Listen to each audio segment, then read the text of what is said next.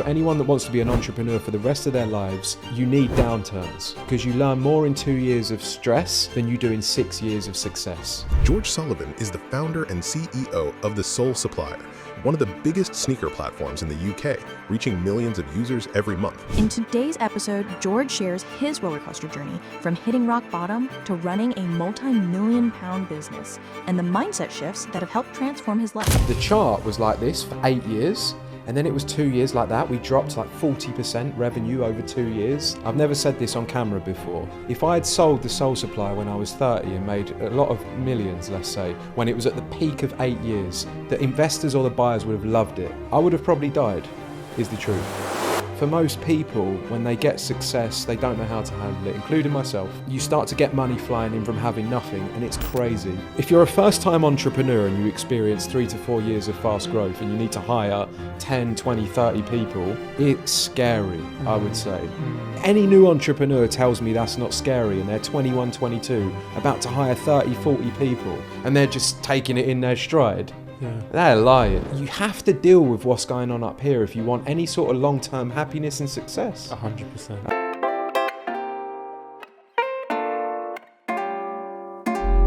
Hello guys, welcome to another episode of What My Best Friend Does, where we talk to best friends in the hope of inspiring you to take immediate action. Guys, today's guest, I am joined by the CEO and founder of the Supplier, George. How you doing, bro? Good to meet you, Bio. It's good to be here inside Mare Street Studios. Oh, look, he's giving away the game. He's giving away the game. No, I'm joking. Am I not allowed to say? It's absolutely fine. But if I start to see loads of TikToks of people with this background, I'm going to know the game's been given up. It's a good studio. Shout out Harry in studio as well. Yeah, it is a sick studio. So we typically do an icebreaker where I'm like, what did you want to be growing up? But I'm not doing that with you today because I was scrolling through your Instagram a couple of days ago. I was like, this man loves his night crepes. Even today, he's got on, some fresh Air Forces. Look back that. So what I want you to do to kick off today, I want you to blind rank these Nike trainers from 1 to 5. All right, with 1 being the best,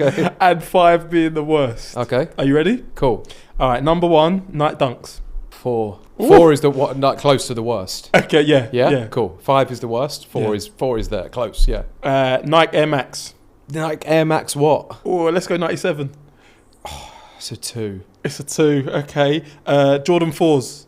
It's a 3. It's a 3. Okay. Nike Huarache. We've only got 1 and 5. That's it. The Huarache's number 1 because it's my come-up story. The reason I'm sitting here is basically because of the Huarache. Yeah. I'll tell you that story in a bit. But yeah, it's got to be number 1. It's got to be the best. And you know what that leaves number 5? Air Forces.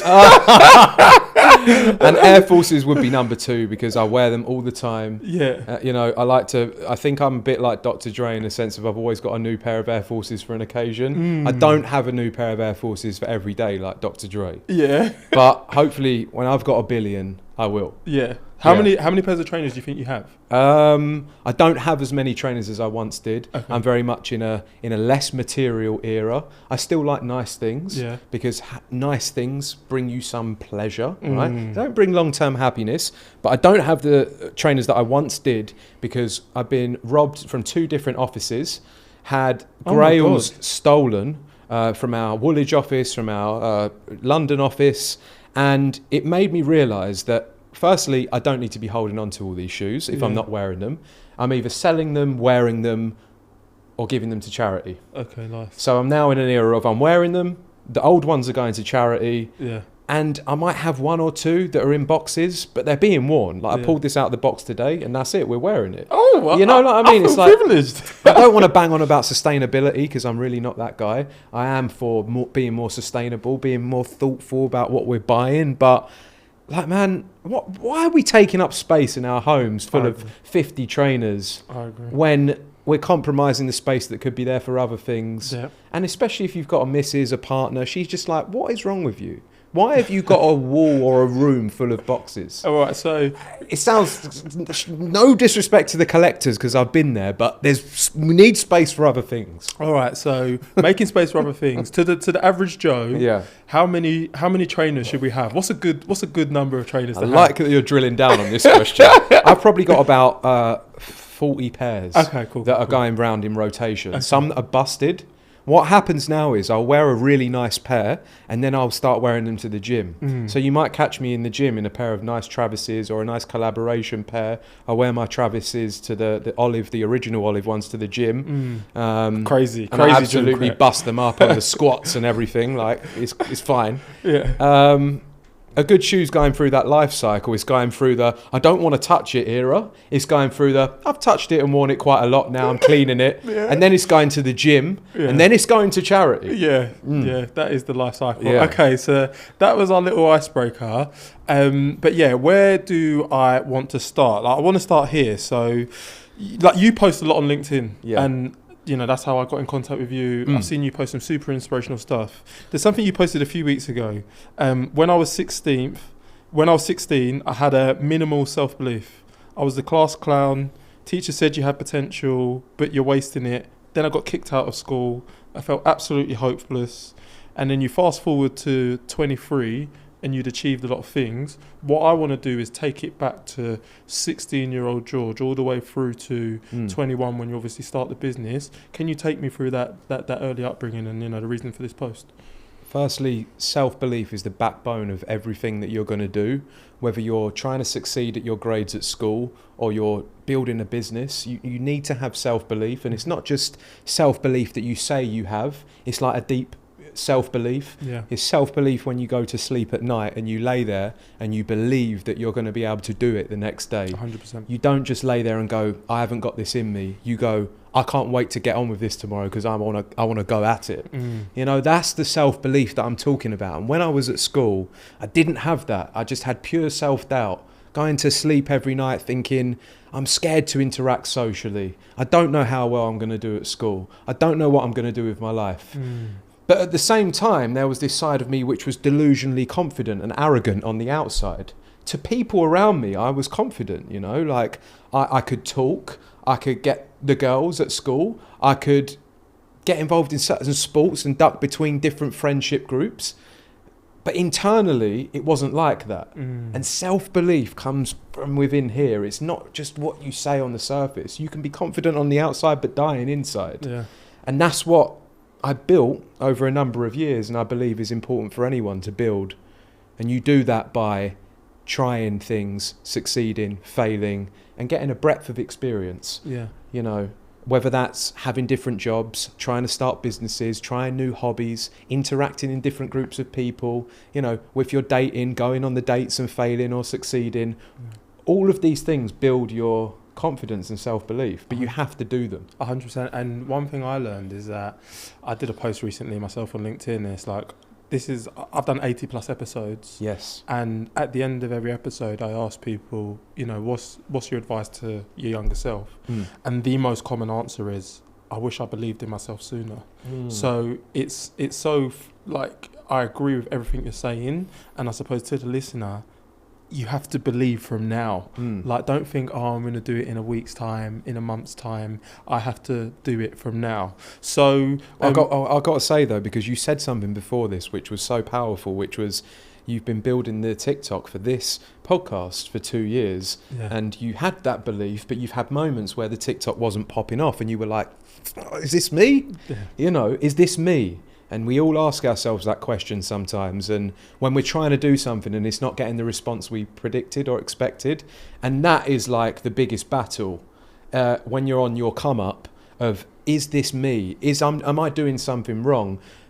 But sometimes it's just you haven't done it for long enough for it to get that pop, like you shared before, where the followers are now doubling, the reviews are going like this, but you could have quit at 18 months when you were going like having that self-doubt and missed that golden moment, which is the same golden moment I had 9 months into the Soul Supplier when we got the #1 for the triple black Hirachi after getting next to no results for 9 months, and then like that, traffic, sales, it was nuts. I was literally about to quit.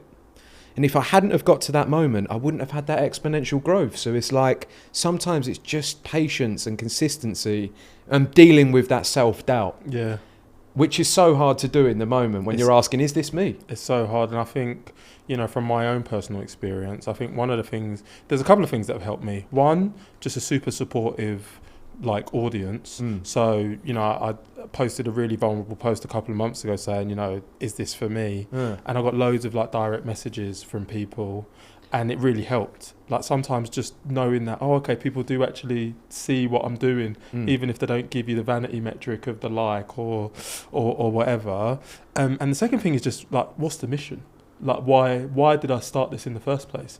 And I remembered that I kind of created this platform for a younger version of me who had no idea what he wanted to do, to just show the art of the possible. So I think like, if you're wavering and teetering, just remember your why. And I think that will help to navigate those moments where you feel like there's no upwards trajectory. Yeah, amazing book, an amazing person who says that is Simon Sinek. He says, start with why, and that's the name of his book.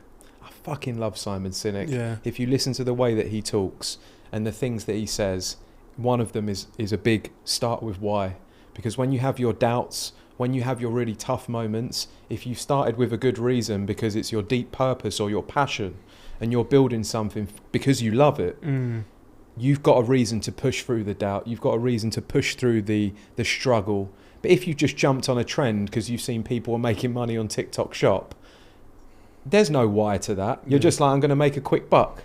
And you're probably going to quit when it gets tough, right? So, 100%. like you said, start with a good reason and purpose, and the self-belief comes easier when you start with that. Yeah, 100%. I love it. But taking it back, right? So, like you mentioned the fact that you had the pop at 9 months, but if we take it back a little bit, I know that you were in recruitment and then you start the Soul Supplier.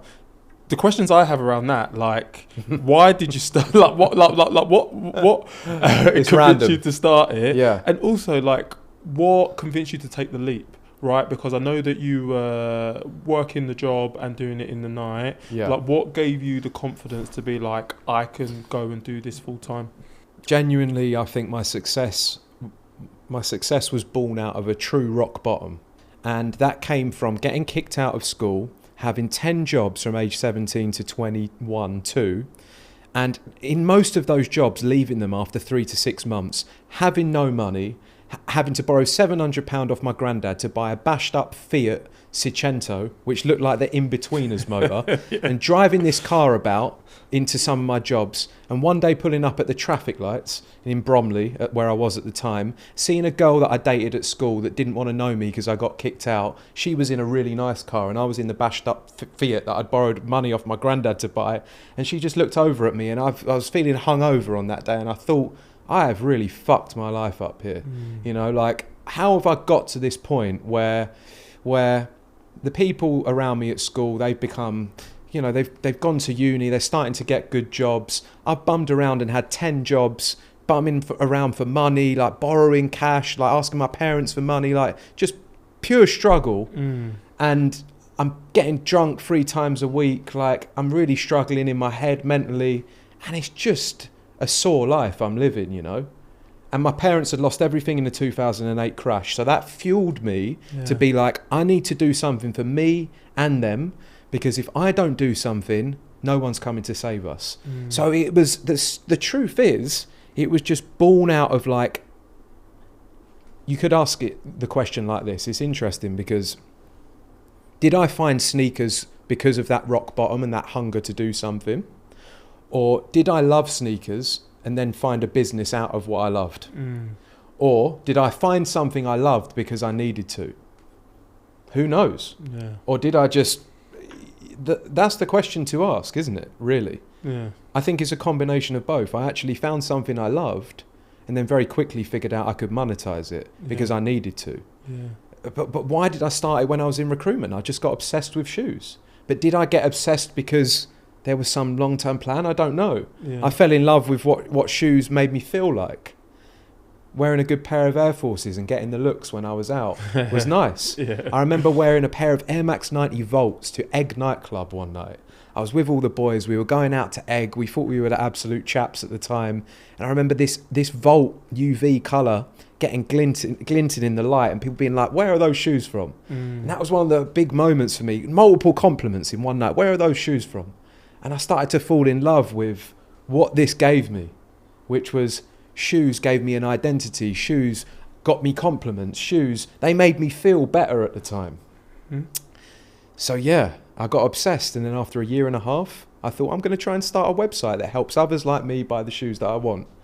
And then we were off. We bought the domain name and started building it after work, and eventually, after a year and a half, recruitment was put in the past. And like, just on that, like in terms of runway, safety, are you at home at this time? Yeah. Like, have you saved up 6 months worth of living expenses, so if you're not making any money you can survive? Or was it literally like, I have to make this work immediately? I tried to start businesses. So I tried to start 3 businesses or 4 businesses before. Okay. I tried to start an event at 17 called Filthy Vibes.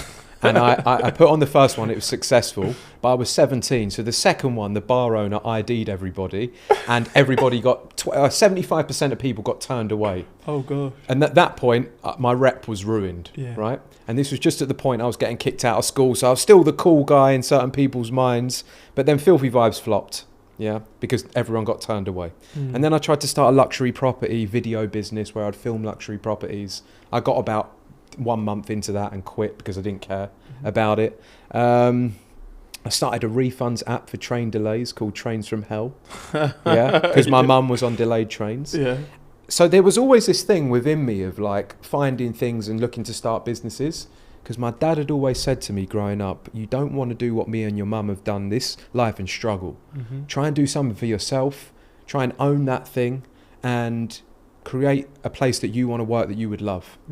Yeah, my dad was always saying that. So was my mum. My mum struggled in her job in the city, legal secretary, right? Yeah. Working her way up, working for absolute dogs sometimes, but some nice people. So it was within me to try and start something, you know. I wanted to do something for myself, and so... Were you always quite technical? Because it sounds like yeah. make one website. Like, in the days of AI, now it's easier. But like back in those days, like you needed to have a little bit about you. So like, are you just completely self-taught? Parents can be a very powerful motivator, or they can be a very powerful detractor of your success, I think. In the sense of, I've got a friend that I know from school. He was the most bold, outgoing character ever. And he wanted to do something creative and loud and something that fitted his personality. He went into accountancy so he could fit to the stereotype of what his parents said he should do. And he's still 34 and doing that job in fear of what his parents think. In the same sense, parents can be powerful in the motivation sense. So my dad always said to me, the internet's where the money is at. Yeah, smart man. Growing up. And he's like, I'm not technical, but you can be. He chucked a book on my desk in my room when I was about 15. He said, Laptop Millionaire, read it. That's the book. That was the name of the book, The Laptop Millionaire. He went, I've read some of it, it's great. And so he's seeding me these ideas from when I'm young. And so I'm getting really technical. I'm a natural geek at heart. Even though I wear the trainers and whatever, and maybe I don't look like a technical geek guy, let's say, I'm a geek at heart. I love tech.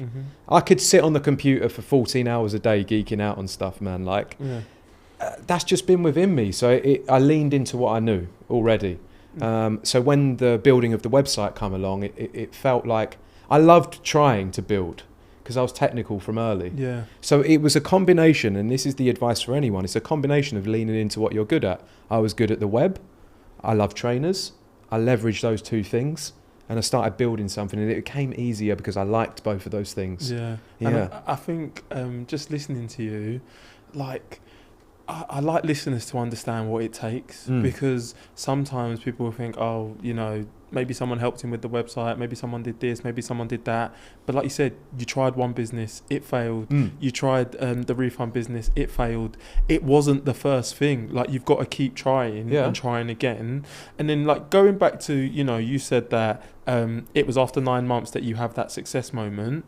In the lead up to that, like, what's going through your head mentally? Like, you mentioned the fact that you're thinking about shutting it down, and how is it that you push past? Let me say, though, quickly on that note, I will answer that about how did I push past that 9 months? In the sense of, what does it take to start a business financially? It's okay if you get help from someone. You know, if a friend or a family member wants to give you the money to start, amazing, because if that business then leads on to you creating jobs for other people and helping, let's say, the economy in a sense, and it fulfills your life, amazing. Does it matter if someone helped you? In my scenario, I saved up around 10 grand from my recruitment job. Okay. At the time, I was paying £750 a month to my parents for rent. And I kept scaling that up with the more money I had. £750? £750, I could have rented a place at the time. Yeah? And I did that because they had lost everything. Okay. And when we moved house and we had to sell the house, they had to sell the house, I said, we should get a better house. This was at like 2021. I'm going to work harder. And I said, I'll pay you more rent and we'll get a better house. My parents trusted me, even though I was an absolute dosser at points. They was like, all right, you pay more in. So I was like, right, I've committed to this now. I better do that, right? So my story is very much of like, I had to do this myself because my parents weren't able to, and I had to pay them the money for the bills as well. And if I didn't pay them, we might not be able to pay our rent. So it's very important to know that if you are starting a business, do not compromise your own family and your own financial commitments by quitting your job and going to start your business or run your business if you've not got an emergency fund, if you've not got the 10 grand saved up, if you've not got a clear growth plan, because there's a lot on the line. You can listen to all the gurus in the world that say quit your job and follow your dream, but when you're 3 months in and your family need your help and support financially and you're about to run out of money and you've got to go back to work, it's like a real scary prospect. Yeah. So yeah, I saved up 10 grand. Yeah. That was my number, and before I left my job, I had got to around 5-6 grand a month cash flow with the business. Oh wow! Which was what I was making from my job at the time, and I was like, right, I've got money in the bank. I know how I'm going to grow, and I've got cash flow coming in, so I can leave my job. And I had an Audi at the time, an Audi A5. It was an older one, like a used 5-year-old one. My mum and dad were like, "You've got the car, you can't leave the job." But James Smith, do you know James Smith PT? Yeah, PT, he put out a post on LinkedIn the other day that got people absolutely pissed.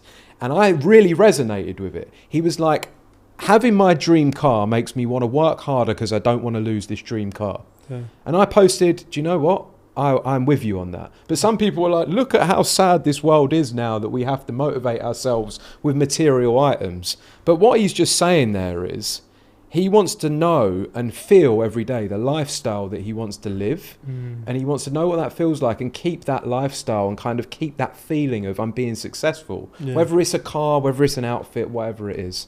I've gone off on a real tangent there, Bo, sorry. No, it's fine. But yeah, to answer your question about how did I push through that 9 months? Family. And just knowing that you had to deliver, and you had... you had some cash flow. Well, yeah, but the point where we weren't making money, so there was 9 months I was working in recruitment by day and then in the evening building the Soul Supplier. For 9 months, we didn't really make any money. But I pushed through for 2 reasons. We were getting traction on social media. Followers were growing. We were getting a lot of good feedback as well. I could see that it was working, but we were monetizing with affiliate and we just weren't really making affiliate commissions at the time. And we couldn't get to number 1 in Google or even on the first page. And at the time, it was all about Google. Yeah. Now AI is a big traffic driver for some people. Yeah. But at the time, it was all about Google. But after 9 months, we got our first number 1 for the triple black Hirachi. And traffic that day just flew. We made over 2 grand in one day. And I run downstairs. I said, "Mum, it's working." Yeah. She was like, "Really? Wow. Like, are you sure you're not just making some weird illegal hustle money on the internet? Like, how are you doing this?" You know, I was showing her the screen. So it took 9 months before we got a page 1. Yeah. But what made me push through? The love for sneakers. Yeah. The love for it. I was buying shoes still every week, you know? Yeah. And I was clear-headed. Yeah. If you're building a business and you're going out partying 2-3 times a week, you're going to fail. So you packed it all in? I had packed it in. I didn't go out drinking, partying or anything for 18 months. Wow. 6 months before I started and then another 12 months after I started. 18 months at least. And I've done that through various points in the 11 years of building this business. I've also partied quite hard at points. I'm not going to lie about that. And anyone that knows me knows that that's the case. Yeah. I'm very much in an era now of clear-headedness. Because I think you can be the best leader when you're clear-headed. Yeah. Any leader that says they work hard, play hard, they're going to get up some days and they're going to talk to their staff differently because they feel a bit tired and hungover. But yeah, man, I pushed through because I was clear-headed. I was focused on my mission. I absolutely love sneakers, and I was driven by a deep hunger to do this for me and my family. Okay. Yeah, and that is like, you're unstoppable in that state. Yeah. You're unstoppable when you're clear-headed, you love what you do, and you've got a good purpose. Yeah. But you're not unstoppable if you're drinking, if you don't know your why, and you don't really care about what you do. Yeah. One more question on this, and then Yeah. I'll move on. Like, so you're like 34 now. 34. I know this because I've been listening. Yeah. But I'm 33. Mm. You started obviously Soul Supply in your early 20s. I'm starting this podcast in my early 30s. If you'd started it 10 years later, with everything that's going on in your life now, like becoming a father, etc., do you think you could have made the same decisions, or was it easier because you had less responsibilities? I love this question. I love it. It's about timing, you know. Timing is everything when you're starting a business. Timing is everything for the market externally and for yourself. So 2 reasons the Soul Supplier was successful because of timing. Firstly, I was in before the sneaker market popped off in the UK. Yeah. I was there before it happened. So I was early. Amazing timing for market conditions. And timing because I was 21, living at home. I had a girlfriend at the time, but she was very understanding that I was on a mission, so didn't really require much time for quite a long time. I had all the time, all the energy, and I had money because I was stacking in recruitment. The timing internally was perfect, and externally. And that meant that the Soul Supplier, when it popped off, it absolutely popped off. At 9 months or a year, we just started to dominate and become this number one of culture for sneakers in the UK. But if I'd started it 2 years later, the saturation in the market was quick. And then StockX started 3 years later, and they had 600 million investment. If I'd started it around then, no chance of getting market share. Yeah. Because it would have been too saturated and you would have needed too much money to compete. Yeah. Does this mean you shouldn't start a business in a saturated market? No, but you might need more time and money. Yeah, but I was lucky because I was early. Yeah. And that meant that it didn't pop off as quickly for a while. Yeah. But when it did, it really did. You were able to ride the wave. Ride the wave. I love that. You know that book Outliers by Malcolm Gladwell? Yeah. It's that topic, isn't it? He says there's so many reasons people are successful, and a lot of the time it's not because of their idea or their hard work. It's things externally like timing, market conditions, competition, etc., that allow them to be successful. Yeah. And I subscribe to that a little bit. Hard work and ideas do make a big difference, because how am I still sitting here 12 years later running the Soul Supplier with an amazing team? It's because we've got an amazing team and we've got good ideas and we work hard and we're consistent, right? Yeah. I think you have to have those things to stand the test of time, but initially timing is huge. I love that. Yeah. So on that, right, so we get a year in, your business starts to fly. I suppose my question is, what are some of the other key milestones that happen? And I want the positive and the negative, because I know you've been through both good and bad times. Yeah, so after a year of it flying, well, when it was 1 year, we were positives and negatives. I'll be completely real with you, man. For the first 4 to 5 years, there were next to no negatives.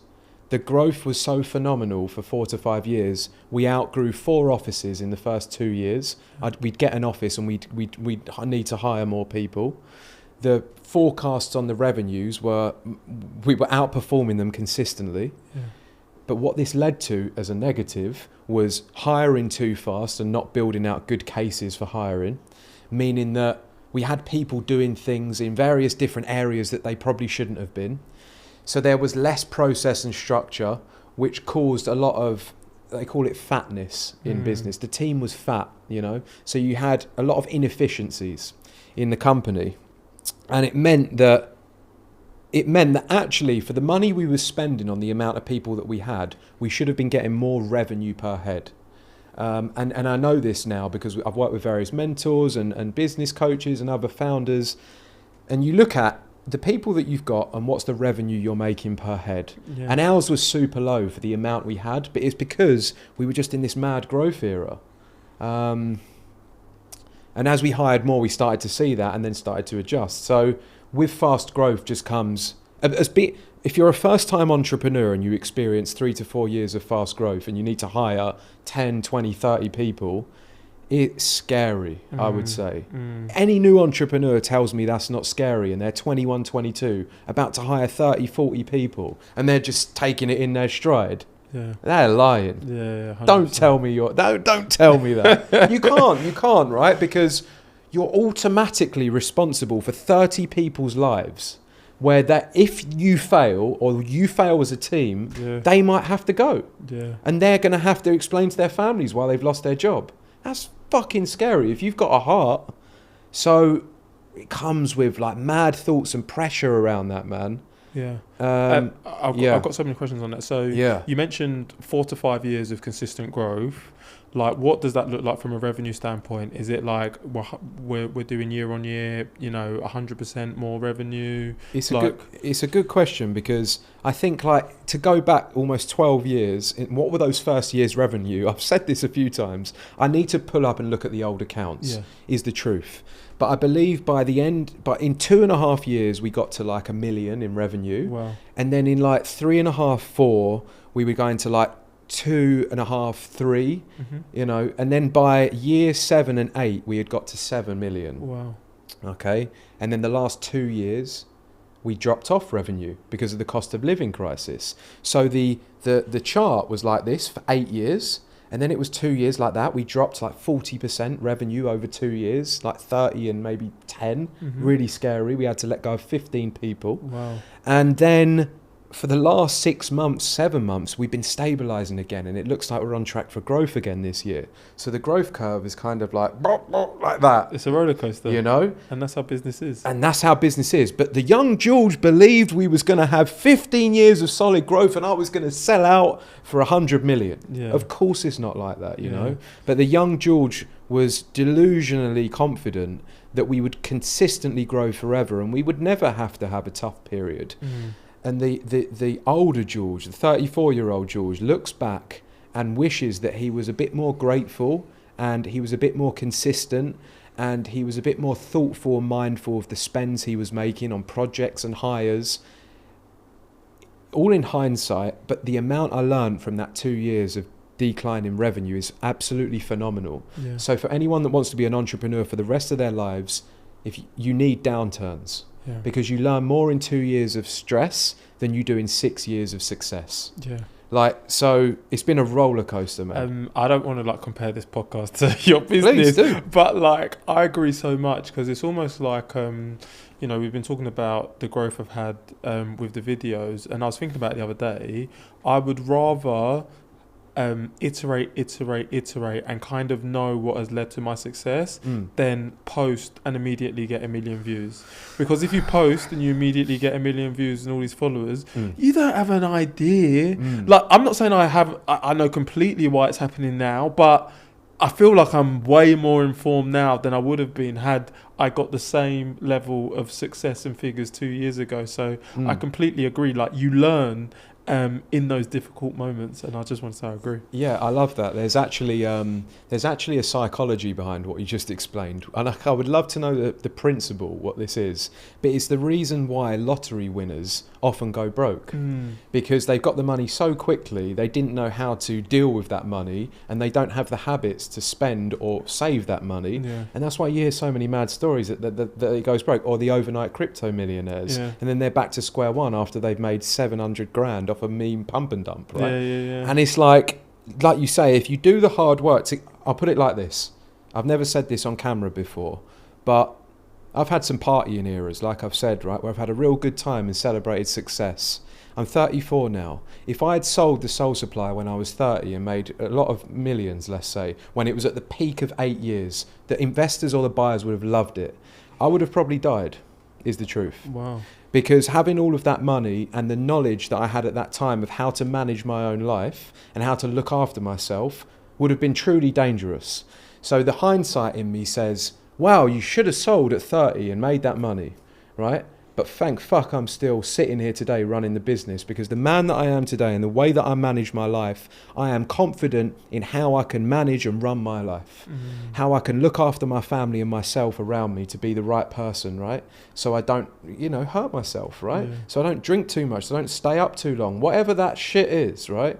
You need to manage your own, whether that's addictions or demons, so you can be in the right place to handle an amount of money or success.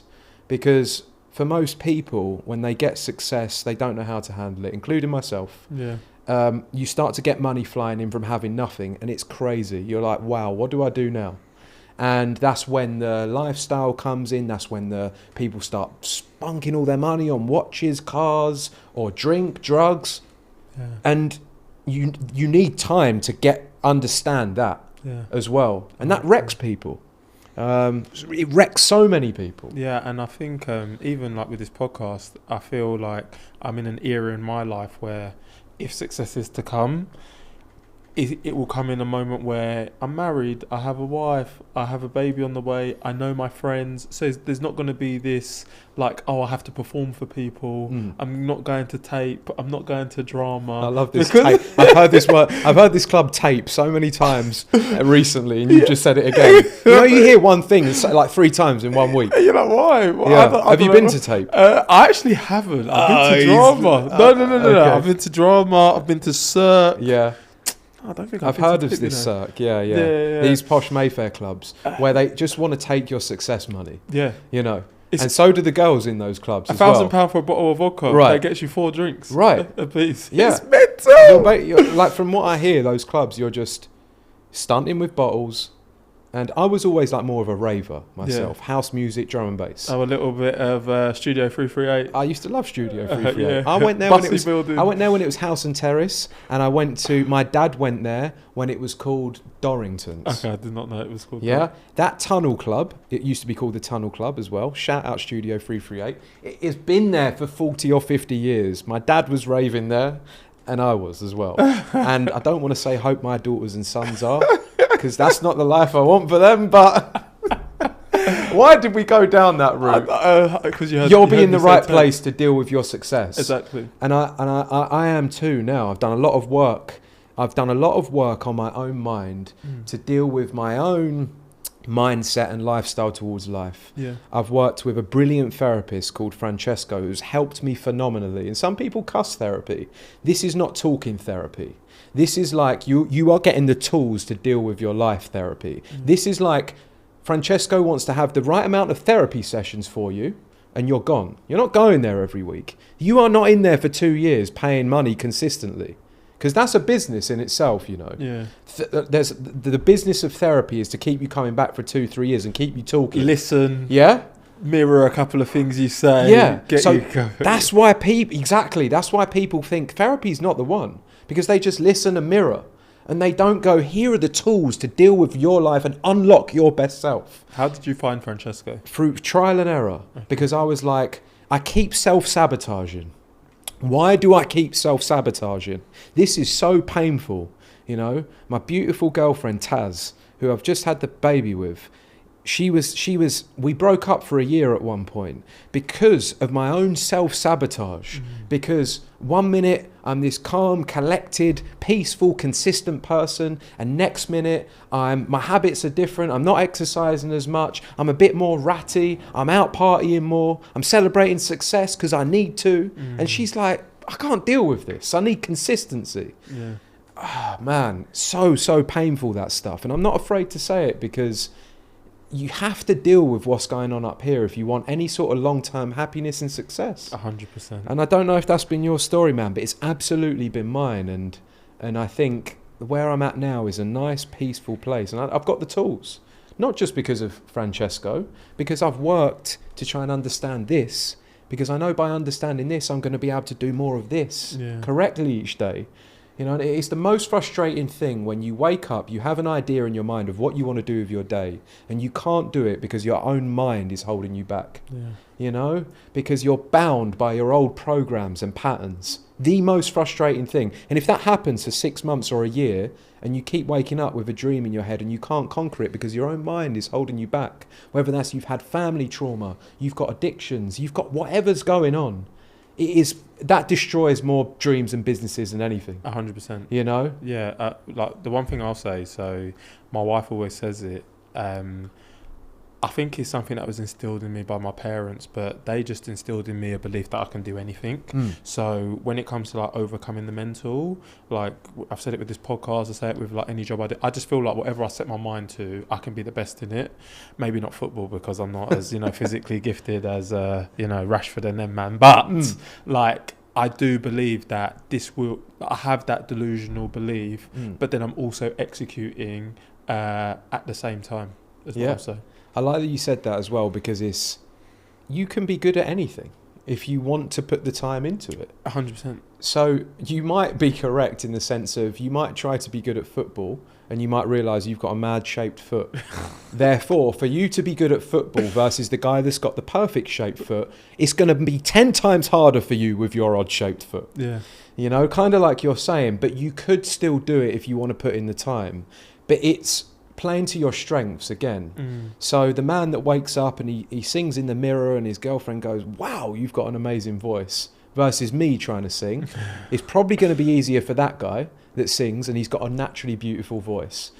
You can still make it happen. And do you know what? I use One Direction though.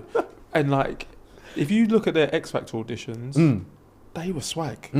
But now I listen to Harry Styles on a regular, I'll be real with you. Look at him. And I'm just like, so I say this to say, I always have examples of people who haven't been good and have been good. And I use them rather than oh my God, they were born with this gift. I'm like, no, if this person can come from here to here, so can I. I love that example as well, because there is, again, another phenomenon in psychology, or human behaviour, should we say, which states that people that are gifted actually end up doing the same as people without the gift in the same industry. Can't remember what the principle is, and that's because the people without the gift work 10 times harder and are more consistent, and oftentimes, this is just the generalization, oftentimes the people with the gift, they are more complacent and more believing in they've just got the talent, so they don't need to work as hard. And then you've got an exception to the rule, like Cristiano Ronaldo, who is gifted and is the hardest working mother, and he outperforms everyone forever. And Mr. Beast is another one as well. He is the hardest working man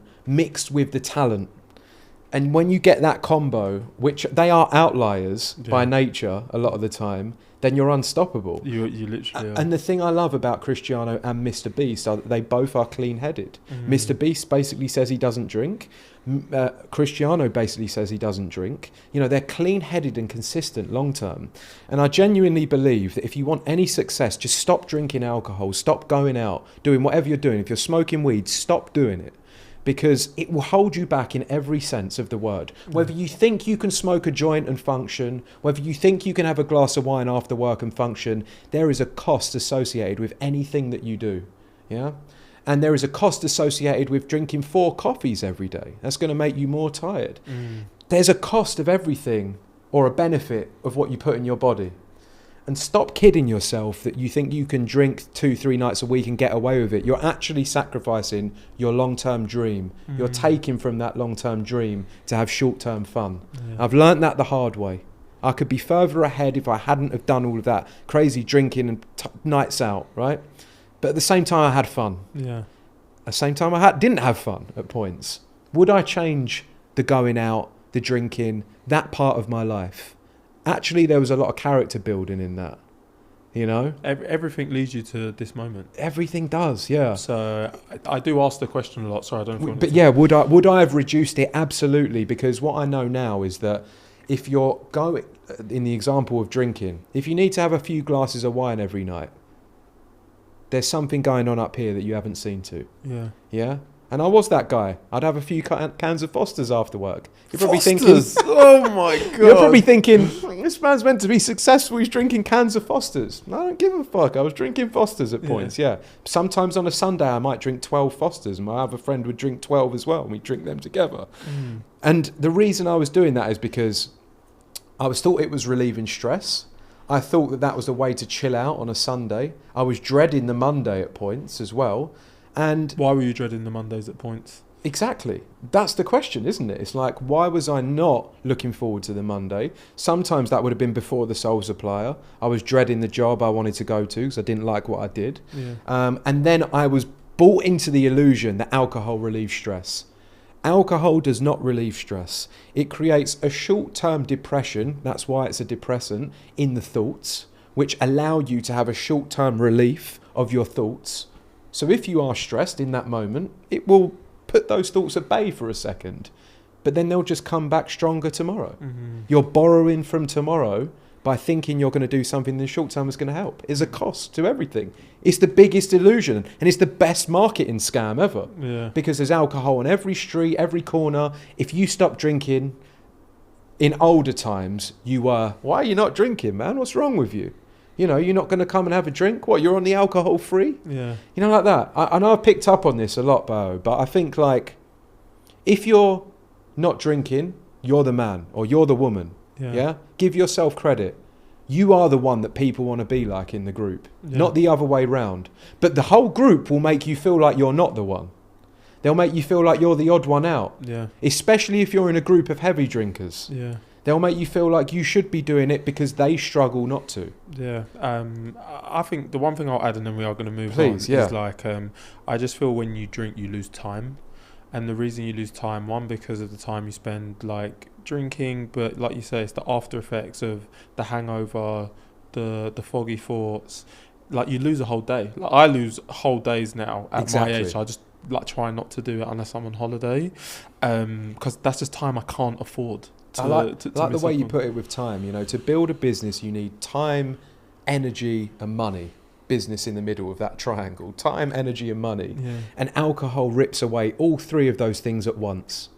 It is the biggest distraction to building a business for time, energy, and money. So that's why when I started the Soul Supplier, I was clean-headed for that 18 months. Yeah. And then I've been clean-headed at various points. And every time I do it, I'm like, this is a beautiful way to live. Yeah. Do you know what's so funny? As you were saying, time, was it energy and money? All I could think of was Miley Cyrus. I came in like a wrecking ball. You're a Miley Cyrus fan. You let us know. I'm a man of many mysteries. I love music. I'm very diverse. Yeah, is what I'll say. So just like going back to your story, right? Yeah. So somebody who is like an entrepreneur. And they kind of want to skip ahead some steps. I know, like, there's lessons in the learning. Sorry, not skip. No. It's like, what is something that you wish you knew when you were starting out that we could give to the listener now? Do you know what? It's not about entrepreneurship. You don't need to start a business to be happy. You don't need to make as much money in the world to be happy. You don't need to do things that you might hear on TikTok or whatever. It's about how you want to design your life. Yep. You will have a vision in your head of the life that you want to live, and that will be formed by maybe your parents, your friends, or what you see out there. And that might mean building a business, or it might mean, like you said before, becoming a footballer, or it might mean that you want to be a great freelancer and you want to travel the world and you want to do that with your partner who you love, and that's going to fulfill your life. The point is, and the thing that I wish I knew, whatever way you want to live your life, you have to be able to activate what's in here. So the thing I wish I knew now was start working on yourself more so you can start to become that version of how you want to run your life. Yeah. Because the longer that time goes on and you've got this vision in your head that you don't enact, that is just stuck in your head, the more painful your life becomes. If you get to 30 and you're still dreaming about the man you want to become and you haven't become him yet, that's a fucking frustrating thing. And it kills your life and your motivation. If you get to 40 and you still not become that person, not that I'm 40 yet, I'm 34, but I understand what it feels like to have a vision in your head of who you want to be and to not be able to be that person because you're held back. So So reach out to others for help. Seek therapy, speak to people, look at the right people online to follow that will help you conquer your mind more. And this is what like this platform is for, Right.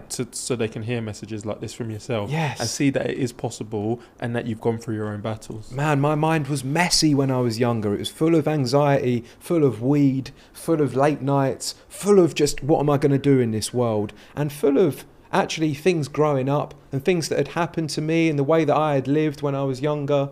I had to do a lot of work on that stuff. So the thing I wish I knew was that if you want to live a happy life and the life that you have up here, it all starts with working on what's going on up here, so you can become more consistent. I love it. It's literally everything, man. And this is why I believe some people, they turn to religion, for instance. This is why I still believe religion is powerful for people, because the commandments in a religion, or the ways to live, help people to become a better person of themselves and work on themselves. Yeah, 100%. This is why things like AA, Alcoholics Anonymous, work for people that have alcohol problems, right? It's not a program I'm in, but it's a room that I've been to, because they help you conquer this and give you principles to live by. My principles now are very much founded in my meditation is everything to me. Meditation it helps me conquer my mind. Oftentimes I'll meditate for 30 to 40 minutes a day, 20 minutes, 2 different sessions, because it gives me more awareness and it relieves stress. If I've had a busy day, I'll meditate. I won't have a couple of cans of Foster's now. I will meditate. So conquering this is everything. Yeah. But the world will convince you that you need to socialize, you need to work really hard, you need to drink alcohol and socialize, you need to do all of this external stuff. But actually it's just up here. Inner peace. It's inner peace. Yeah. Everything will be more joyful if you can start to figure this out. Yeah. But it's still such a stigma as well for men. Like, I remember I watched an Andrew Tate video back in the day, and it annoyed the hell out of me because I thought it was such poor advice, which was therapy will wreck you, I remember him saying. And I'm like, imagine all of the people that will listen to that are young, who follow him, right? And he's had some good messages and some bad ones, but it's the message, not messenger, is what I always say. Yeah. Because to your point, there can be some good stuff in what he says, yes, but then a lot of bad. So I always say message, not messenger. Message, not messenger. And it's like, don't worry about what people... You don't need to tell anyone you're going to therapy. You don't need to tell anyone you're going to a meditation retreat. You don't need to tell anyone that you're going to go to Thailand because you're going on a wellness retreat. Whatever it is that allows you to start becoming more aware of your own mind is going to unlock you so you can be who you want to be. It's literally the number one thing. I love it. Going back to your journey, right? You said there were 8 years of consistent growth. But then you said you were spending loads of money, right? Maybe too much money, lots of hires. Are there any like specific stories that come to mind that would resonate with the audience? Man, everyone's heard of StockX, right? Yeah. StockX launched in 2016. At that time, I had been in business for 2.5 years with the Sole Supplier. And the Sole Supplier aggregates all of the best shoes from all of the best retailers. But I had launched in 2015, at the end of it, a third-party marketplace for sellers to sell their shoes to buyers. At the time, in 2015, the Sole Exchange, as it was named, was one of the first dedicated sneaker marketplaces. The Sole Supplier aggregation part was flying at the time, right? We'd been doing it 1.5 years or 2 at this point. It was flying. The Sole Exchange was a new project and a separate app. I was like, man, this is really tricky running both apps at once. I don't necessarily have the good people that I need in the team to be able to manage two. I'm really getting overwhelmed. The Sole Exchange is giving me hell of a customer service inquiries because it's people buying from people, right? And I'm dealing with the customer service if it goes wrong. I didn't have good processes. We was hiring really quickly, and StockX launched in 2016. And they were going to verify all shoes in hand. The Sole Exchange was just profiles with ratings, right? So it was different to how StockX launched. And I said, that'll never work. StockX will never make money verifying shoes in hand. And I said, we're going to keep going down this route of rated profiles, blah, blah, blah. And the name of the Netflix book is That Will Never Work, funny enough, because people said that about Netflix, and I said that about StockX. Anyway, I shut down the Sole Exchange mid-2016, maybe 6 months after StockX had launched, because I was struggling to run both apps at once. And then at the end of 2016, StockX got 6 million investment. And then by the end of 2018, they were valued at over $1 billion. Wow. Wow. So I lost over 100K, let's say, building the Soul Exchange and marketing it. But what did I really lose? What was the opportunity cost of actually shutting down that marketplace? Soul Supplier could have been £1 billion company now if I had followed on that marketplace trajectory. I completely missed where the market was going. That actually we were one of the first dedicated sneaker marketplaces. That actually investors wanted to invest in people like us. I was declining investments. I was like, I'm doing this myself. Which is nothing can stop me. I'm all the way up. It's good and bad believing in yourself, but when you're not looking at the signals in a market like that, you need to check yourself again. So that is the biggest story in the early years, whereby I really should have read the market a little bit better. I should have had better people who could help me run both businesses, should have had better processes, and I should have had a good way to validate opportunities like that. You know what's interesting is that we spoke about luck and being in the right place at the right time for the start of the Soul Supplier. This is an example on the flip side where you're in the right place at the right time again, but you don't get it right. So I think that's to say you can be in the right place and the right time and still miss the boat. I've never seen it like that. If I've never seen it like that. Yeah.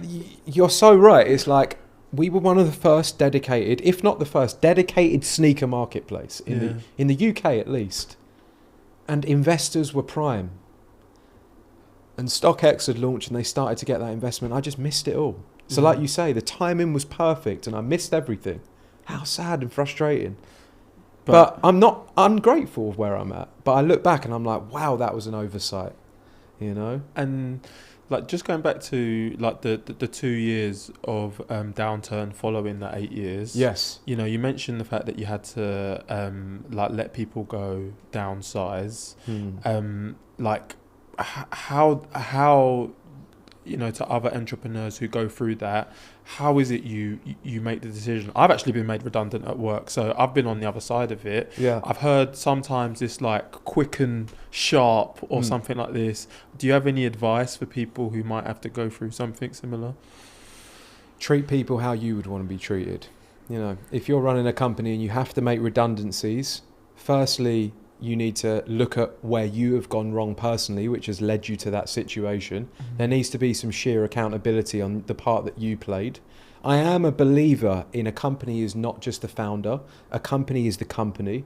You are all ultimately going for that goal of performance and growing, right? And this isn't me saying it's everyone's responsibility when redundancies have to be made, because sometimes it could be completely external, market conditions. But it is your responsibility as the founder to take accountability for it. Even though it's the whole team that are working on the business, you are the one that has to hold your hands up. You are the one that has to handle it with heart and compassion. And you are the one that, if you're a public company or a company that's more well known, needs to handle it with care and do the right thing by your people. So for us, it was a very clear process that we did according to the book, by the law, to make sure that people were treated fairly and that we objectively reviewed who needed to be let go of and not. And we gave them a fair process, consultations, back-to-backs, different job offers. You know, there's a way to handle it and there's a way not to handle it, but it doesn't make it easy because when these people have worked together for 2 or 3 years, they built friendships. They're going out with each other after work. They're going to like weddings that each other have and birthdays, you know. I've always wanted to build a team of people that like each other and get on because that makes you happy going in. So when you have to make redundancies and people like each other and get on, it rips the culture apart and it rips people's morale apart and it takes time to recover. So one thing that I would recommend, which I didn't do, is when we first realised we had to make redundancies, I wanted to do the least amount possible just to get by. I think we let go of 3 people in April 2023. And then we had to let go of 10 in April or February 2024. The advice that you get given is you want to do this once and do it properly to get you out of the shit, so you don't have to keep letting people go. Because I know friends at companies where they've let people go every year for 5 years, and those friends are constantly worried about being made redundant, and that is no way for people to live their lives. Yeah. So when we made people redundant, we did round of redundancies for a second year running, I realised what that did for people's long-term morale and stability. So we got to this year, 2025, and people in January, February, like, are we doing redundancies? Yeah. So what I started doing was from November, December, January, every time I did an update for the whole company, I'd say very clearly if we were close to redundancies or not. I'd let them know the situation, and I'd be like, guys, you do not need to worry, we are not making redundancies. Or I'd be very honest and be like, we're having a very difficult situation here and we're still not out of the woods. And I genuinely hope that in the next 2 months we're going to do these numbers. But if we don't get there, there may be a chance that we have to reduce costs. And I'm telling you this because I respect you enough to let you know ahead of time, so you can either make a decision to leave the company now or stick with it and push through. They've then got the decision to make. Some people were like, you're mad. Why don't you just tell them that it's not the case? Well, because when you then land third year in a row by surprise that redundancies are happening, everyone's like, fuck you, George, you've been motivating us for 3-4 months. Yeah. You didn't mention it once. And then what do they think? Yeah. So what I learned now is you've got to be transparent. So if you feel like that's going to happen, be transparent, treat people like you would want to be treated. But it's not going to be easy. I can imagine. Yeah. And all right, I've heard that. Yeah. And I think there's a lot that entrepreneurs and people in a similar position can take away. In terms of the business itself, how has it transformed over the years, and like what lessons have you taken? Like, because it started as the aggregator. Yes. You had the third party marketplace. Like, what other moments have you had? Yeah, so we very much started as like this social platform where we had like the Twitter and Facebook account, and we were sharing lots of links to products. There was no faces to any of this content. It was just, this is the retailer, this is the shoe, here's where you can buy it. Showing you all of the best shoes from all the best retailers. Yeah. Then I developed an app because I was like, people are going to use an app, they're going to get notifications. Then we developed the Soul Exchange, and then we rebuilt the app because we realized that having these customers in our app was where there was a lot of value, not just having them on the social platforms. Because if you've only got an audience on social media, when TikTok changed the algo or Google changes the algo and you lose all of your customers and you've not got them in your app or your email, you're screwed. And that happened as well. So what we started doing is we started to invest in our own website and our own app. We did that using content. We did that using technology. And now we are very much at the forefront. I say we're the UK's biggest app for sneakers. Oh, wow. We've had millions of downloads, over 30k 5-star reviews for the app.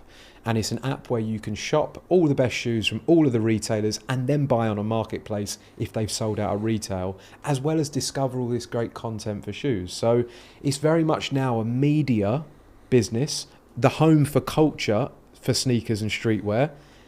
We do top of funnel, where all the awareness for brands drive billions of impressions over the last 10 years. And then we help brands sell product as well, like convert loads. I feel like I've signed up to Raffles on your website. Would you have helped to participate or to push people to Raffles? Yeah, we would aggregate all of the raffles. What is your thoughts on Raffles? And I wanted to bring this up with you because let me tell you my experience as a consumer. Like 2 or 3 years ago, like, oh my God, I was in every other raffle for Yeezys, and then Nike started doing it for like Dunks, which is stuff that you could just get normally, and it went from you can get it in any shop to raffling. And I think the most I ever paid for a pair of trainers, and I'm ashamed to admit it, was £560 for Wave Runners. Yeah. And then guess what? I got them in the next raffle, and I couldn't flip them. Great shoe though. Great shoe. So now I've got 2 pairs. I've got my day-to-day pair, and I've got one that I've still not taken out of the box because I want to recoup my £560. But Nice. I'm here 3 years later. That was when Kanye was at his best, right? Yeah, exactly. Yeah. A lot has happened. How do you feel about raffles and raffle culture? How do I feel about hype culture and the scarcity model in general is the question, really. Yeah. How do I feel that brands deliberately sometimes limit products so they sell out and it creates hype? I'm not sure how I feel about that sometimes. I think you need to get just the right balance whereby you have just a little bit less stock than the demand. So yes, your product sells out, but 90% or 95% of customers are happy. And then it still creates the hype that you want. But what I see brands do incorrectly is they have 40% of what they need, and then literally 60-70% of customers are not happy. Yeah. Because they don't get them. Yeah. And that creates such like mass hysteria. Yeah. It creates fights on streets outside shops when people don't get them. In London, it means that people come up and you walk out the shop and they rob you for your shoes because there's so many people and the price is so high. And that amount of scarcity fuels the resale culture. And now we're at a point in the market where the resale on shoes is minimal. Yeah. Marketplaces have died, right? Yeah. StockX, Laced, all of the bigger marketplaces have really struggled because the prices have dropped. So what do I think about hype culture in general? I think that if people love something and they want it, they should get the opportunity to buy it. But for brands, I also believe it's great to have your product selling out. Yeah. It's a mixture of both. But then if people like something and want it, the reason they probably like something and want it a lot of the time is because they've seen it sell out. So it's like, it's a circle. Yeah. You know? But like, yeah, I think I'll just go back to the pandas. I really struggled for a while to get a pair. And now they're like, I feel like the raffle culture is taking a step back. Absolutely. And that hype culture is definitely not as pushed. There's still some good collabs. It happens though across all industries, doesn't it? It's like the reason a lot of the time like a rock band back in the day would blow up is because like they'd sell out that one show and then their friends would say, I couldn't get into that show or I didn't make it because it was sold out. Yeah. And then that word gets around, it gets in the press. And it's literally like it in every industry, isn't it? Like from music to football to sneakers to watches. We saw the Rolex market dip off a little bit, right? But the Rolex market was hot for a number of years where prices were just increasing and Rolex deliberately made them more scarce. And they actually stopped retailing them in stores completely. Did they? Yeah, they made them so you couldn't just walk into a store anymore and pick up a Rolex. And it just went, shot the market up like that because of the scarcity again. So it's such an interesting, again, human behavior and psychology. Yeah. You know, they've got this testing place outside of Vegas. I can't remember what the name of it is. They've got this lab that is invested by all the biggest companies from Meta to, I believe, Intel. All different companies invest in this place. And they test human behavior. They test how people get hooked on machines in Vegas, for instance. Yeah. They test how people spend time in apps and what makes them more addicted and not. So this is kind of like black box stuff, you know. It's like really off-grid, like weird human behavior tests, basically to keep you more addicted and grab your attention. So it's a rabbit hole, this hype culture thing, and it's a rabbit hole of like getting people to buy it and getting them addicted to product, which is it good? Is it good? This is why I don't know where I sit anymore. Yeah. On this. Because what is good is wearing something that makes you feel good. Yeah. That is good. Yeah. But like I completely lost faith in like, I love Nikes, right? Yeah, they're nice, comfy as well, right? Yeah, these are great. It's actually a present from my brother. But like there was even a time where they did like the collab with Louis Vuitton. Yeah. And like I was like contemplating spending like it was like $2,000 I think for Dunks. Don't judge me because my plan was to resell them for like 20. I'll be honest. Yeah. But I was like, I just felt like you never even got on the site. Yeah. Like that the pairs they had just been pushed out to people, and I think just repeated experiences like that. Yeah. It just made like I couldn't tell you the last time I went into the sneakers app because I just felt like I was losing every time, and that's not good. Do you know what I mean? You want to feel like you're winning sometimes. Yeah, and that's what was happening. Yeah. Mass customers were just losing all the time, and they got disillusioned with it. Yeah. But you know, I just say like, the world is just one big distraction to take your time, energy and money. That's facts. And if you are a young person, whatever age you are, you're young and you're on your come up, you're trying to make it in the world. Don't spend all your money on shoes and sneakers. Shoes and sneakers? Sneakers and streetwear. Don't spend all your money on sneakers and streetwear. Even though I run the Soul Supplier and our business is to talk about great shoes from great retailers and brands, obviously. But I don't want consumers or people to spend all their money and break themselves. Yeah. I want people, our team, our customers, to enrich themselves and their minds first, and then buy the icing on the cake, which is the nice outfit, which is the nice pair of shoes. That's the icing on the cake. Yeah. But if you haven't got your life in order, and you think your life's going to get in order by wearing the Louis Vuitton and the Air Force and the big necklace, that is not going to fix your life. Get your life in check first and spend the money on the nice bits after, is the advice for young people, man, because it annoys me and it scares me how much consumerism and materialism is pushed in this world now, and how much young people think that that is the goal when it's just not. No. It's lovely to have nice things, but that's not how you get better in life. No, I completely agree. Yeah. I'm just worried. There's so much we need to cover still. So you mentioned app earlier about how you pushed everybody from your socials to app and to email. But if we focus on the socials, like TikTok, you guys have 1 million. Instagram, you guys have 1 million.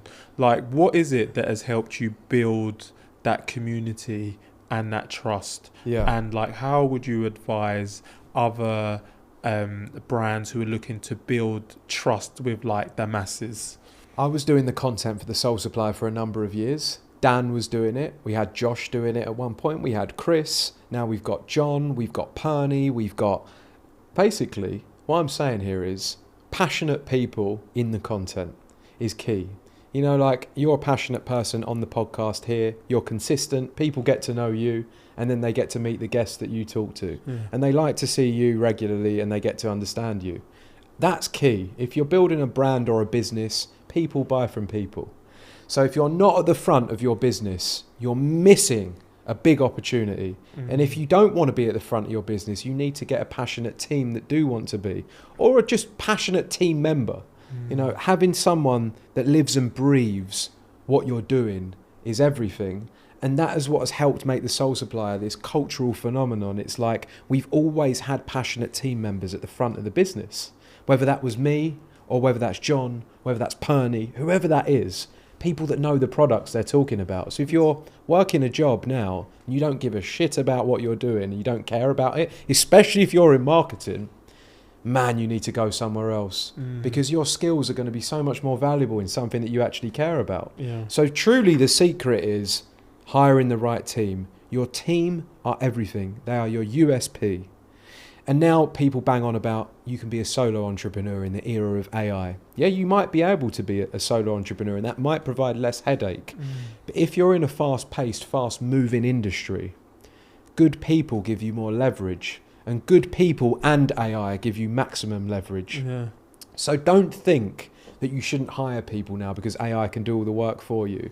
Great people are still where it's 10x becomes 100x. Right. And some people just say, well, I don't want to hire too many people because I don't want the stress.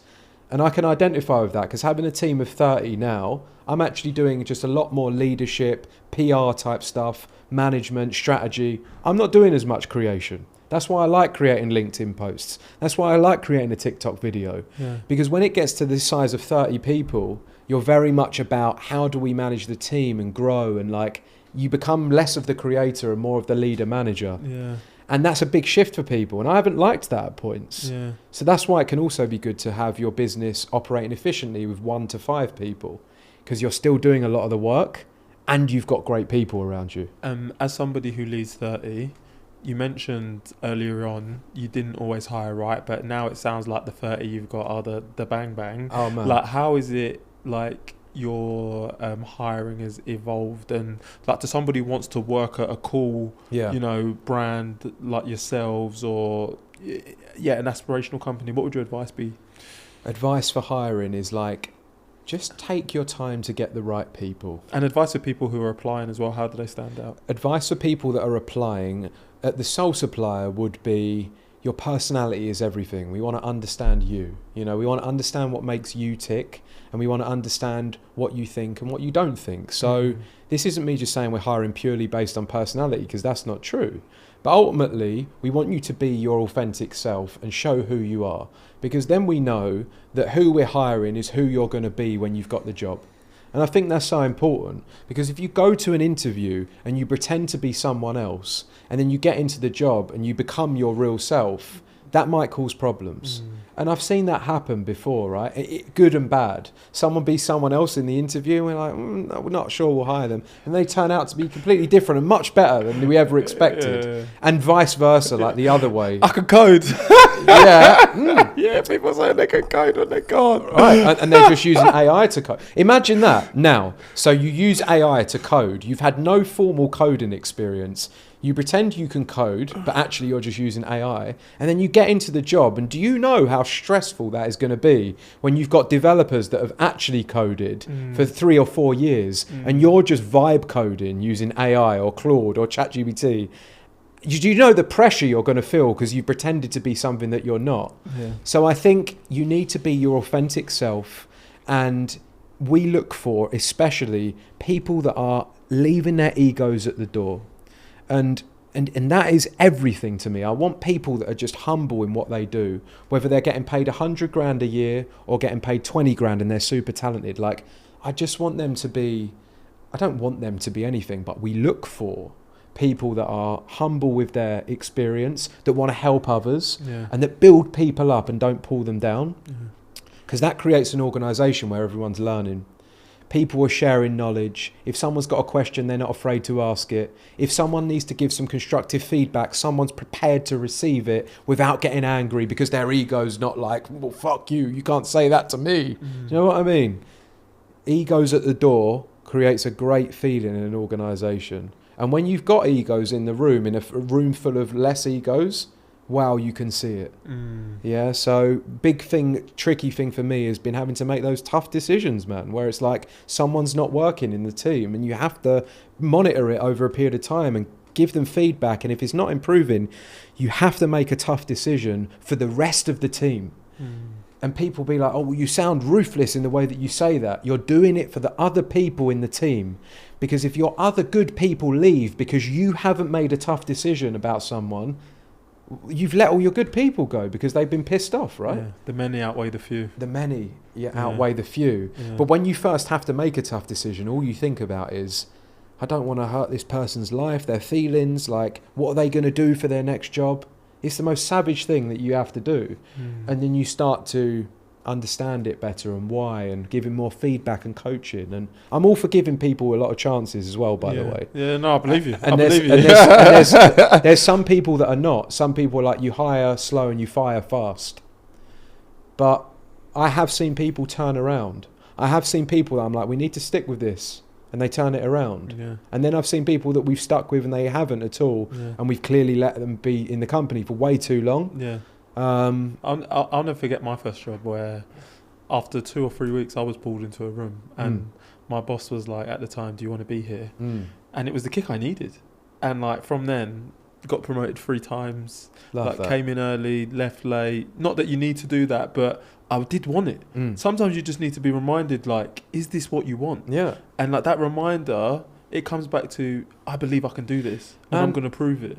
What you just said there about you got in early and you worked late, there's not a requirement to do that at the sole supplier. But one thing I really dislike, I see on TikTok now, is maybe younger people that are so disillusioned working for other companies because they've had bad experiences, that they basically treat all companies like they're the enemy. And they're like, why would you work late at a job that's you're working for someone else?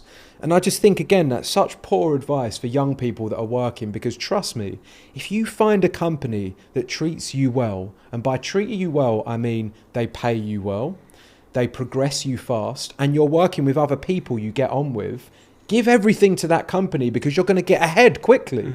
You're going to stack money, you're going to learn more, and then you're going to be able to get the next job, which is even better. You're going to be able to provide for your family quickly. And people are going to say, well, you're just a CEO saying that. Man, I've worked 10 jobs before this that I had.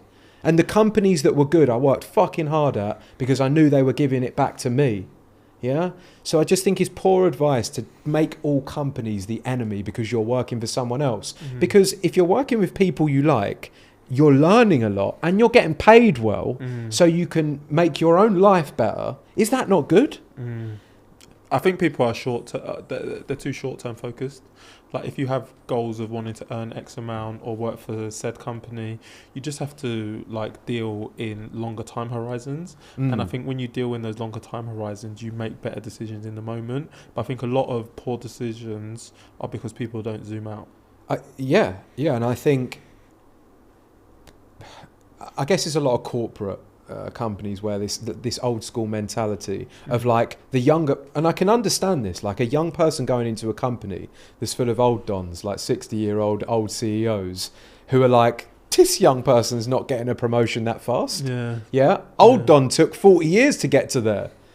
Young person's come in, they're absolutely smashing it, making a ton of great content, getting millions of views. The boss should just be like, I don't care about what old don CEO says. They're getting a promotion now, way before the review, because they deserve it. And the market dictates that they should be getting a promotion and a pay increase now. So I've seen people in the Soul Supplier in that 8 years of growth go from earning, at the time, maybe it was like 18 grand, to getting up to, within 2 or 3 years, getting up to like 50, 60 grand with minimal experience. And they've literally like doubled their salary every year. Exactly. That's right. Doubled their salary every year, which is 100% salary growth every year for the first 3 years. You say that to people and you'd be like, well, you going to work hard at that company? Probably. But if you're in a company for 3 years and they haven't rewarded you and you've been outperforming and you're clearly generating results, you must leave and go somewhere else. 100%. Go because there's people that are going to value you. So... this has been such a great conversation. We've still got a bit to talk about, but I just want to bring it to something else. Like, we spoke about the socials of the business. You mentioned the fact that you've got more time now, so you're able to post on LinkedIn. Can you talk to like, what is posting on LinkedIn doing for you, and does it have an impact on the business? I'm on a mission to help as many entrepreneurs or people to manage their own, conquer their purpose. The mission is, how can I help more people understand their mind better and build the life that they have in their head? And I say that because it's not about building a business. So the reason I do LinkedIn and the reason I do TikTok, or the reason I want to do podcasts, more talks, is because by sharing the experience, it hopefully will inspire people to get up and take action in their life, whether they... Right? That's the tagline of this podcast. Right. We're trying to do the same thing, just in a different way. It's a real thing within. My dad's always like, make sure you give back and you look after people. I'm always trying to treat people how I would want to be treated. And it's like that thing of just trying to give back. I'm in a material focused business, and I think giving back to help other people, entrepreneurs, career builders, whatever you are, to just try and do better with this is everything. Because like you said, when I get a bit of feedback and someone's like, I've seen your post today and it really motivated me to take that step, I needed to do this, I'm like, amazing. The ripple effect that's going to have in someone's life, if that man takes that step and he builds what he wants to, or he goes for that new job and he gets it, the ripple effect of positivity that's going to have across that person's life with their family and everything else, or if I tell a story about how I've had my battles with drink over the years and managing this and anxiety, and it inspires someone to get help and to improve this, and their life gets better as a result of it, and they can show up more for their family and their friends. How powerful is that? Very. Why would you not want to do that, is what I think now. But it's also nice to get likes. Very true. It's also nice when a post pops off, right? So there's a mixture of this, like, helping others, but in the process of doing that, you're getting a bit of this social validation of, like, people like your story and whatever. We can't deny that getting likes on social media becomes kind of like a addictive thing, right?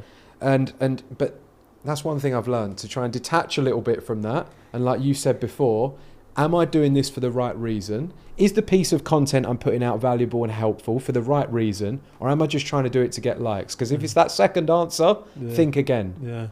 Do it for the right reason. But why? One thing about this, if you're building a business, you don't need to build a personal brand initially. If you've already got a business that's starting to do well, and you're thinking, oh, should I start plowing time into a personal brand? Focus on the business and getting it to a place where it can run efficiently with good people and processes. I didn't build a personal brand for 4 or 5 years. I didn't even start saying anything about my story until 5-6 years in, let's say. Yeah. Because building a personal brand is like a whole nother business. Yeah? It takes time, doesn't it? Yeah. And it's personal as well. And I've seen entrepreneurs wreck themselves trying to build personal brands and forgetting their business. Stephen Bartlett has built a great personal brand. But Social Chain was a bit of a choppy company at one point. I believe the value of Social Chain dropped heavily after he left and sold it, right? I don't know if you saw the stories about that, but... Actually, no. The value of Social Chain, what he sold it for versus then what it was worth was very different after he left, right? Stephen was always very focused on building a great personal brand, and he's done it. He is like the pinnacle example of doing it in the UK. Credit to Stephen. But I do believe that actually there could have been more focus on Social Chain and making it a great, effective business. More so, even though it's sold for a good value, you know, getting people to stay, making sure that, because when the CEO is just focused on their personal brand only, how much are they focused on the rest of the team? So you've really got to be thinking about this. Do you want to build the long-term asset of your business? How can you build a personal brand without compromising that? Because personal brands are very powerful now. People buy from people. You need to do something, but you don't need to do everything that compromises the business. Yeah. Does yours help the business? No. So does it help to like secure like deals, collaborations, and absolutely, man. As a result of doing a talk last week or 2 weeks ago, we had a conversation with Five Guys today about how we're probably going to create some content in the series with Five Guys. Amazing. Right? Because our audiences align. The other week I was speaking to someone from Canon. You know, I was in a talk where there was Dr. Martens doing a panel with. So this stuff does help, but only if you're not doing it at the expense of your main business. And that's the key. And your main business might be your personal brand. Yeah. You know what I mean? Yeah. Like your business might be you. Yeah. And if that's the case, crack on. But if it's supporting a business that exists in a product, be careful. I love it. Yeah. That kind of brings us like to present day, where, like you said, you've stabilized after the dip for the last couple of years. Things seem to be trending upwards. Like, what is next on the docket for the Soul Supplier, and like what are the trends you're starting to notice at the moment? This time in 1 year, the Soul Supplier will have more entertainment-driven content series. Think light-hearted, things that make you laugh, things that are still focused around kind of sneakers, streetwear, potentially fashion, but stuff that is more disconnected from selling product and stuff that is more focused on just making the audience laugh a little bit. Like that. Yeah, so that might be a series that we do with Five Guys that's like related to food and a crossover into fashion or celebrities or artists, right? It might be something that we do with another fashion company where it's more related to styling and gamifying that and like a Pimp My Ride style series. You know, this is what it's going to be. It will be the hub for sneakers and streetwear culture more so. You'll use the app, you'll browse all this great content, and you'll be able to shop. You'll be able to see what your friends are buying. It will be more social, more content focused, and not just about product. Because I believe that with AI, if your website and your app is just transactional now, you're at risk, because AI is going to serve that result to the user much better than maybe your website and app. But if you've got a community and if you've got amazing content, you've given people a reason to come back. You've given them something unique to come to you for. I think that's the future.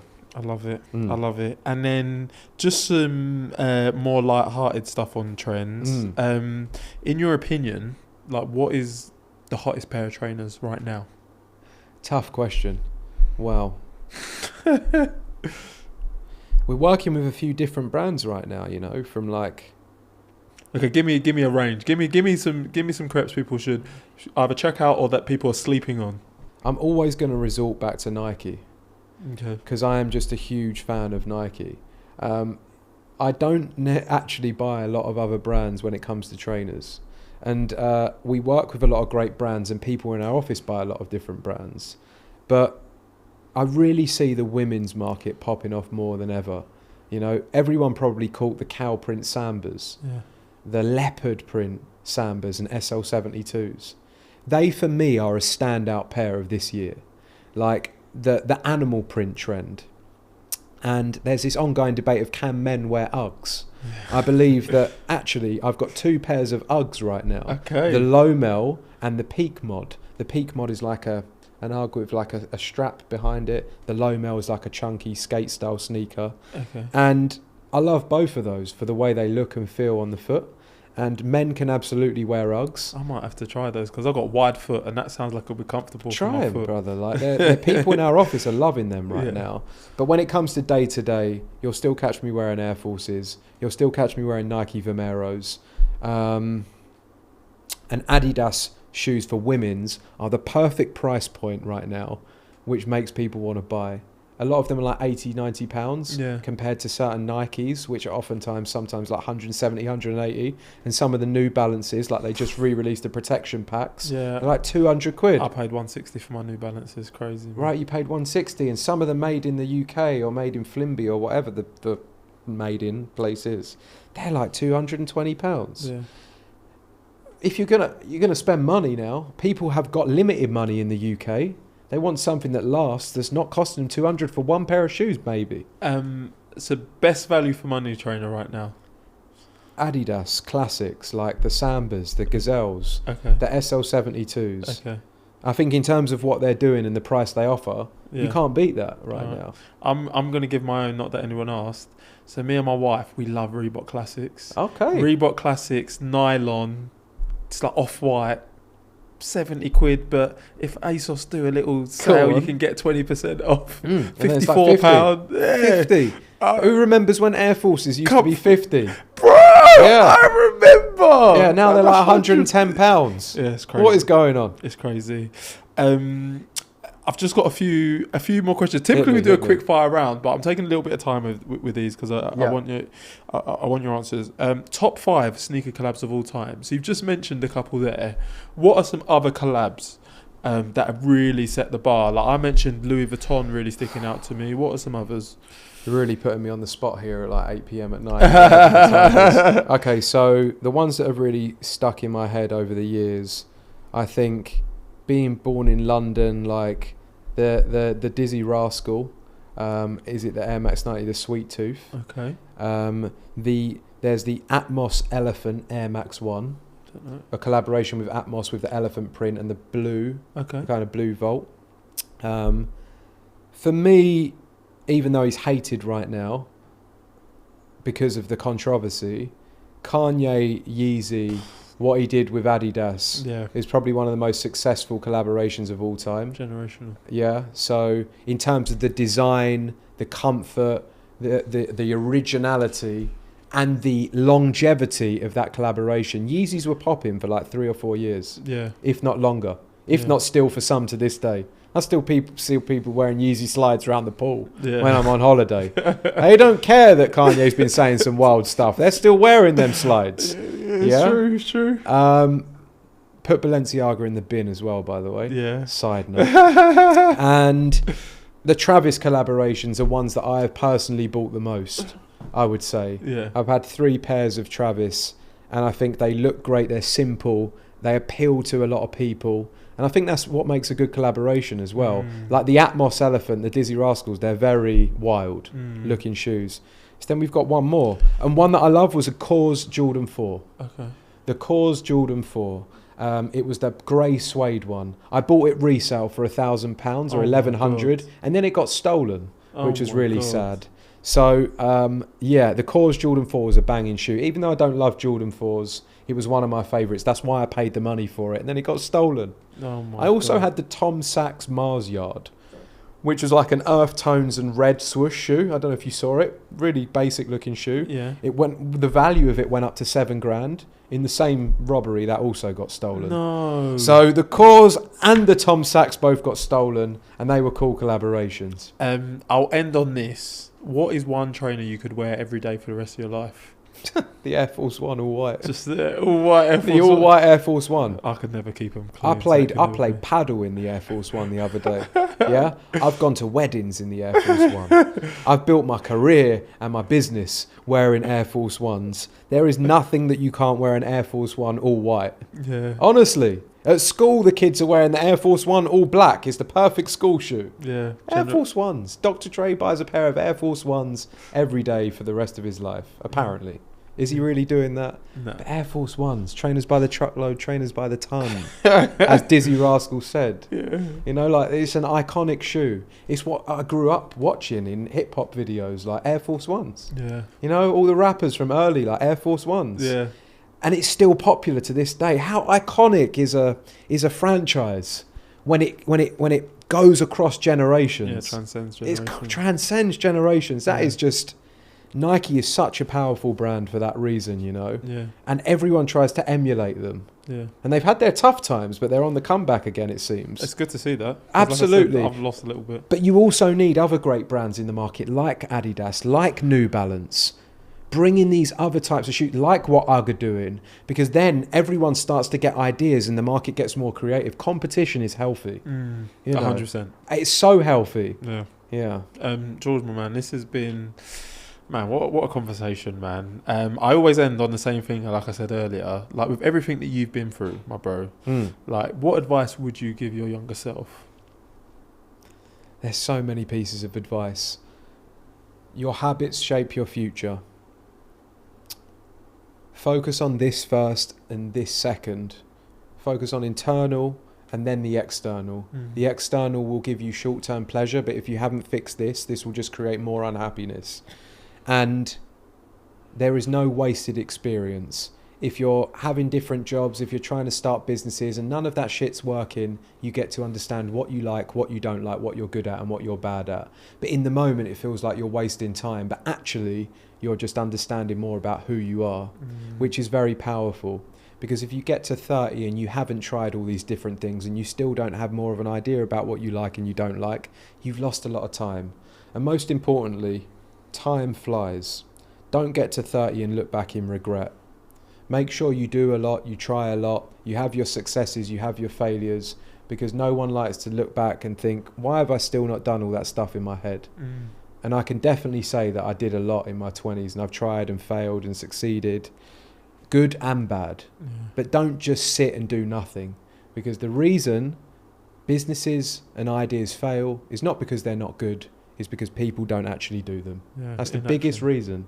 The graveyard. They go to die. Yeah. Good ideas go to die because people never start. It's the richest place on earth, is what they say. Is that what they say? Yeah, because I love that. There's so many people with just actions they never took, ideas that they never actually actioned. Right. Yeah. And literally, a world-changing idea could be in someone's head right now, and it's not coming to fruition because they're afraid to start. Yeah. It's just wild, you know? And I see this in certain friends sometimes. I'm like, why don't you try that? They're like, oh no, that's not for me. Yeah. I'm like, but you're good at that and you're passionate about that. Why don't you just try?